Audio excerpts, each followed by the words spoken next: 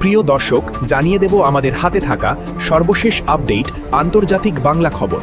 চ্যানেলটি সাবস্ক্রাইব করে আমাদের সাথেই থাকুন। কোনো চাপেই পারমাণবিক নীতি পরিবর্তন করবে না উত্তর কোরিয়া। G7-এর আহ্বান প্রত্যাখ্যান।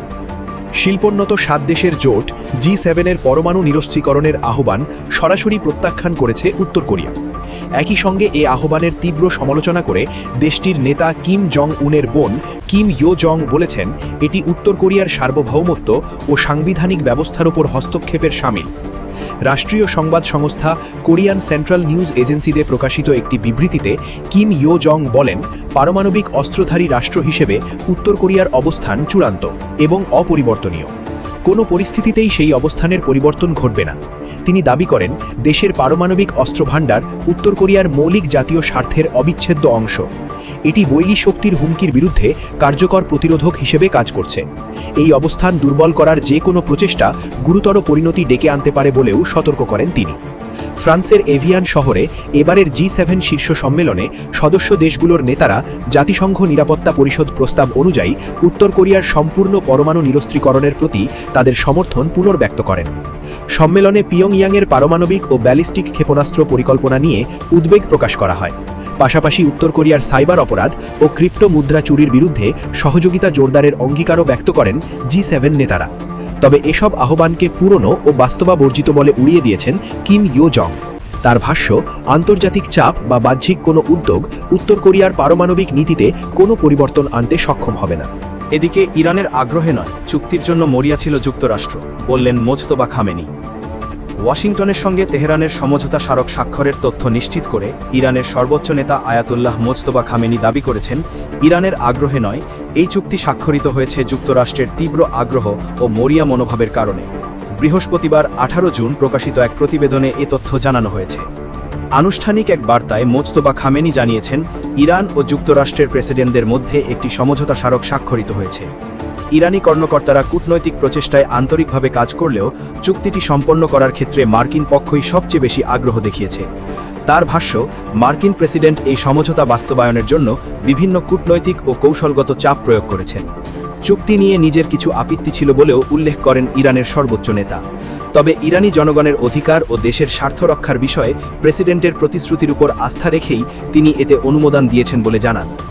মোজতবা খামেনি আরও জানান, চুক্তির বাইরে গিয়ে যুক্তরাষ্ট্র যদি অতিরিক্ত কোনো দাবি চাপিয়ে দেবার চেষ্টা করে তাহলে ইরান তা মেনে নেবে না।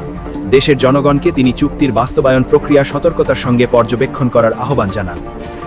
প্রতিবেদন অনুযায়ী G7 শীর্ষ সম্মেলন শেষে ফ্রান্সের প্রেসিডেন্ট ইমানুয়েল ম্যাক্রনের আয়োজিত এক নৈধ ভোজে সমঝোতা স্মারকটি চূড়ান্তভাবে স্বাক্ষরিত হয়। চুক্তি স্বাক্ষরের পর ম্যাক্রন সামাজিক যোগাযোগ মাধ্যমে জানান, এই সমঝোতা দীর্ঘমেয়াদী শান্তির সম্ভাবনা তৈরি করবে এবং আন্তর্জাতিক বাণিজ্যের জন্য গুরুত্বপূর্ণ হরমুজ প্রণালীতে জাহাজ চলাচল স্বাভাবিক করতে সহায়তা করবে। ইসলামাবাদ সমঝোতা স্মারক নামে পরিচিত এই চুক্তির অন্যতম শর্ত হল লেবানন সহ বিভিন্ন সামরিক ফ্রন্টে সব ধরনের যুদ্ধ ও সামরিক অভিযান বন্ধ করা। চুক্তি অনুযায়ী আগামী 30 দিনের মধ্যে ইরানের উপর আরোপিত নৌ অবরোধ প্রত্যাহার করবে যুক্তরাষ্ট্র। একই সঙ্গে 1 মাসের মধ্যে ইরান সীমান্তের আশেপাশ থেকে মার্কিন বাহিনী ও যুদ্ধজাহাজ সরিয়ে নেওয়ার কথাও উল্লেখ করা হয়েছে। বিনিময়ে ইরান আগামী 60 দিন আন্তর্জাতিক বাণিজ্যিক জাহাজের নিরাপদ চলাচল নিশ্চিত করতে সহযোগিতা করবে বলে চুক্তিতে উল্লেখ রয়েছে। এদিকে যুক্তরাষ্ট্র যদি শান্তি চুক্তি ভঙ্গ করে তবে উপযুক্ত ও পারস্পরিক জবাব দেওয়ার জন্য একটি সুনির্দিষ্ট পরিকল্পনা প্রস্তুত রাখা হয়েছে বলে জানিয়েছে ইরানের সুপ্রিম ন্যাশনাল সিকিউরিটি কাউন্সিল। দেশটির রাষ্ট্রীয় গণমাধ্যম IRIB-তে প্রকাশিত এক বিবৃতিতে এই হুঁশিয়ারি দেওয়া হয়েছে। ইরানের জাতীয় নিরাপত্তা পরিষদ স্পষ্ট ভাষায় জানিয়েছে, ইরানি জাতির পূর্ণ অধিকার পুনরুদ্ধার না হওয়া পর্যন্ত তারা ক্ষান্ত হবে না।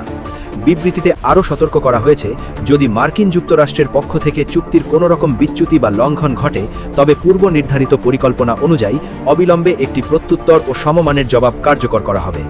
ওয়াশিংটনের সঙ্গে চলমান সমঝোতার মধ্যেই তেহরানের পক্ষ থেকে এমন কঠোর বার্তা আসায় মধ্যপ্রাচ্যের ভূ রাজনীতিতে নতুন করে উত্তেজনা ও চুলচেরা বিশ্লেষণ শুরু হয়েছে। সূত্র CNN, NDTV, আল জাজিরা। সবশেষ জানিয়ে দেব, ইরানের সঙ্গে যুদ্ধের পর যুক্তরাষ্ট্রের অবস্থা এখন আরও খারাপ। Barack Obama. ইরানের সঙ্গে 15 সপ্তাহব্যাপী যুদ্ধের পর যুক্তরাষ্ট্র সংঘাত শুরুর আগের তুলনায় আরও খারাপ অবস্থায় রয়েছে বলে মন্তব্য করেছেন দেশটির সাবেক প্রেসিডেন্ট বারাক ওবামা। শুক্রবার সম্প্রচারিত এনবিসি নিউজকে দেওয়া এক সাক্ষাৎকারে তিনি কথা বলেন। শিকাগোতে ওবামা প্রেসিডেন্সিয়াল সেন্টারের উদ্বোধনের আগে দেওয়া ওই সাক্ষাৎকারে তিনি বলেন, যুদ্ধ পরিচালনায় শত শত কোটি ডলার ব্যয় হয়েছে, সামরিক বাহিনীর উপর ব্যাপক চাপ সৃষ্টি হয়েছে এবং বহু মানুষের প্রাণহানি ঘটেছে। তবে এত কিছুর পরও যুক্তরাষ্ট্র কার্যত যুদ্ধ শুরুর আগের অবস্থানেই ফিরে এসেছে। এমনকি কিছু ক্ষেত্রে পরিস্থিতি আরও খারাপ হয়েছে বলেও মন্তব্য করেন তিনি। চলতি সপ্তাহে প্যারিসে মার্কিন প্রেসিডেন্ট ডোনাল্ড ট্রাম্প এবং ইরানের মধ্যে স্বাক্ষরিত সমঝোতা স্মারক প্রসঙ্গেও কথা বলেন ওবামা। তিনি বলেন, যুদ্ধবিরতি কার্যকর হতে দেখে তিনি সন্তুষ্ট এবং এটি দীর্ঘস্থায়ী হবে বলেই আশা করছেন। ইরান যুদ্ধের যৌক্তিকতা নিয়ে দীর্ঘদিন ধরে প্রশ্ন তুলে আসা ওবামা আবারও ট্রাম্প প্রশাসনের প্রথম মেয়াদের একটি সিদ্ধান্তের সমালোচনা করেন। তার মতে 2015 সালের পারমাণবিক চুক্তি থেকে যুক্তরাষ্ট্রের সরে যাওয়ার সিদ্ধান্ত পরিস্থিতিকে আরও জটিল করে তুলেছে। ওবামা বলেন, ওই চুক্তির আওতায় ইরান পারমাণবিক অস্ত্র কর্মসূচি সীমিত রাখতে সম্মত হয়েছিল এবং এর বিনিময়ে আন্তর্জাতিক অর্থনৈতিক নিষেধাজ্ঞা শিথিল করা হয়েছিল। কিন্তু যুক্তরাষ্ট্র চুক্তি থেকে বেরিয়ে যাওয়ার পর ইরান আরও বেশি পারমাণবিক সক্ষমতা অর্জনের পথে এগিয়ে গেছে বলে দাবি করেন তিনি। এদিকে হোয়াইট হাউস জানিয়েছে, মার্কিন vice president J.D.. Vance Switzerland সফর স্থগিত করেছেন। সেখানে ইরানের সঙ্গে পারমাণবিক ইস্যু নিয়ে নতুন দফা আলোচনায় নেতৃত্ব দেওয়ার কথা ছিল তার।